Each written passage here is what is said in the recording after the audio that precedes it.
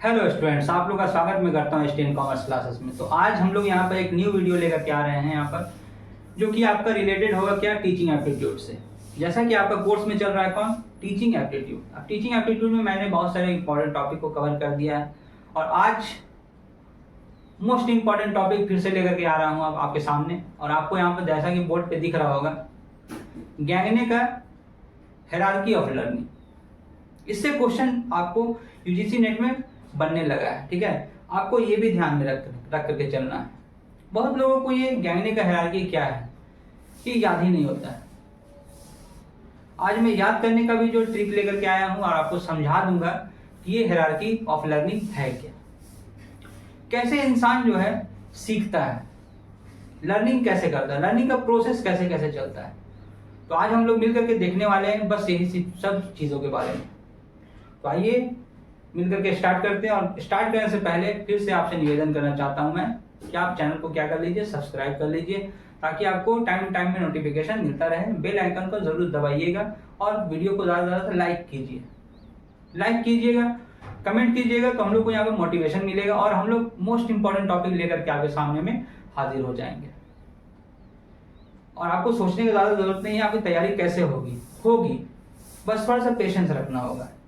Patience रखिए और आराम से पढ़ते रहिए, खुश होकर के आप पढ़िए, ज़्यादा दुखी होने का कोई ज़रूरत आपको नहीं है।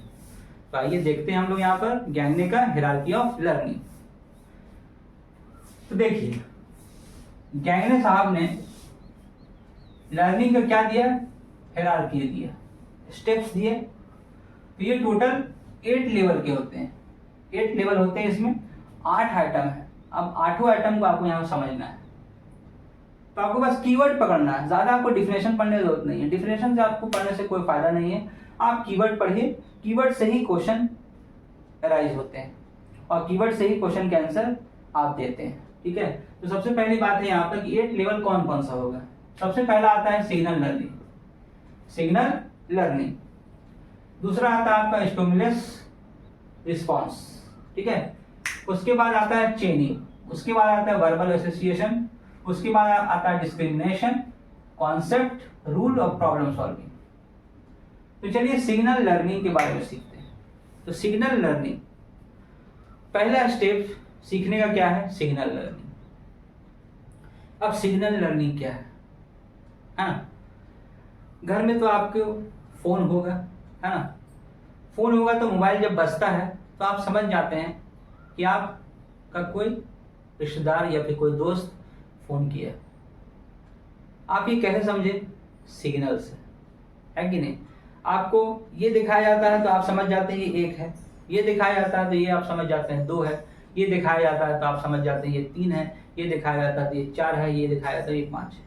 ये क्या है, इसको बोलते हैं हम लोग मार्कर। तो ये देखिए आपको हम सिग्नल दिए हैं, ठीक है। आप सिग्नल से ही जो समझ पा रहे हैं। तो फर्स्ट लर्निंग स्टेप क्या होता है, सिग्नल लर्निंग।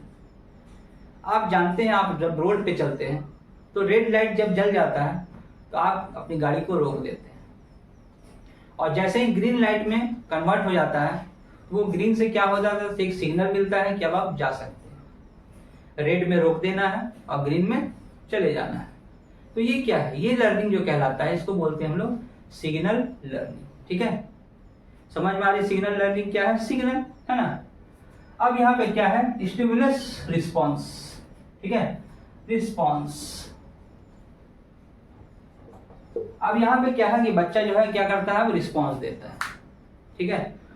अब जो भी चीज आपको समझ में आ रही है, अब समझ में नहीं भी आया है तो भी आप रिस्पॉन्स दीजिएगा, है ना।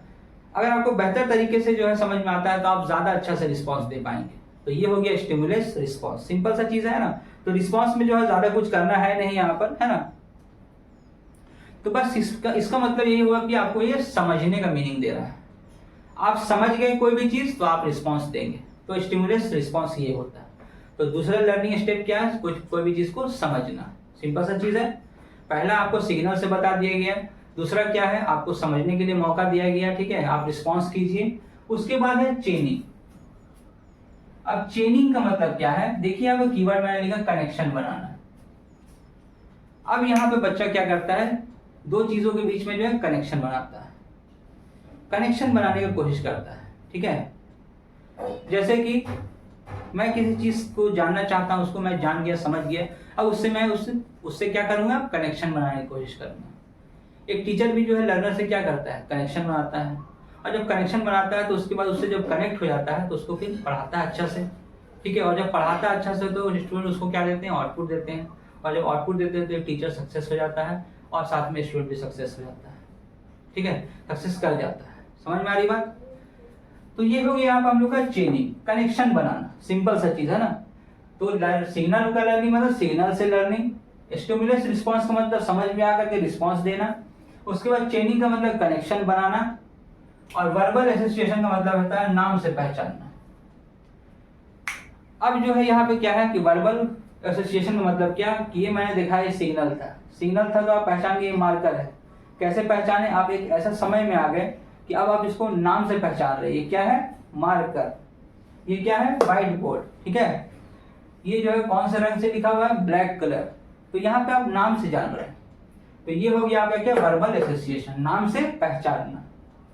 उसके बाद क्या है, डिस्क्रिमिनेशन। अब डिस्क्रिमिनेशन आप एक ऐसे लेवल में आ चुके हैं जहां पर आपको क्या होगा, डिस्क्रिमिनेशन करेंगे, मतलब करेंगे आप एक चीज को दूसरे चीज से तुलना करेंगे, है ना, डिफरेंशिएट करेंगे कि ऐसा क्यों है ना, ये अलग क्यों है, ये अलग क्यों है, ये क्या है, ये क्या है, ये वो है, ये वो है। ठीक है, सिंपल सा चीज है, तो उसको बोलते हैं डिस्क्रिमिनेशन लर्निंग।